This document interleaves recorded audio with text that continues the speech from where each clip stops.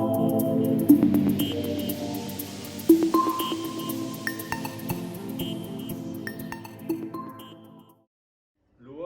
c'est au départ une contrainte légitime qui s'impose à tous nos opérateurs, PME comme grands groupes. Une contrainte qui est liée, on le sait tous, aux attentats du 11 septembre 2001. De cette contrainte, très rapidement, on s'est rendu compte bien que ça devenait également un label qualité. Autrement dit, nos opérateurs qui se sont lancés dans la démarche ont compris très rapidement que cela devenait un enjeu de compétitivité,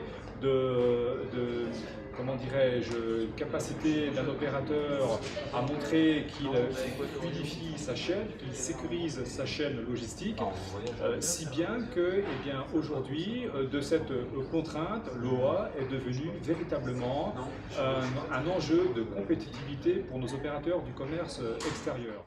L'administration des douanes a véritablement créé des structures dédiées à cet accompagnement vers la certification de l'opérateur économique agréé.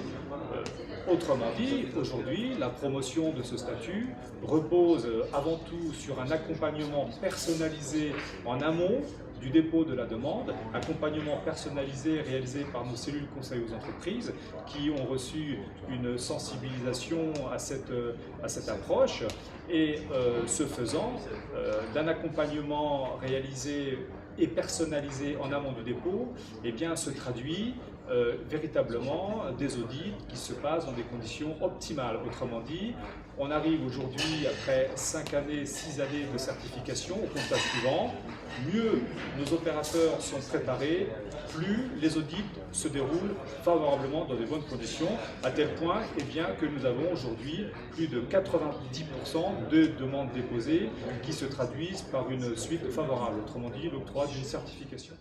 La plupart de nos opérateurs certifiés le sont au titre de la certification full, autrement dit le certificat qui permet à la fois de bénéficier de simplifications douanières, mais également de l'aspect sûreté-sécurité. J'aime à rappeler que depuis 4 ans, nous sommes sur un rythme de 200 certificats délivrés par an. Je parle de la France.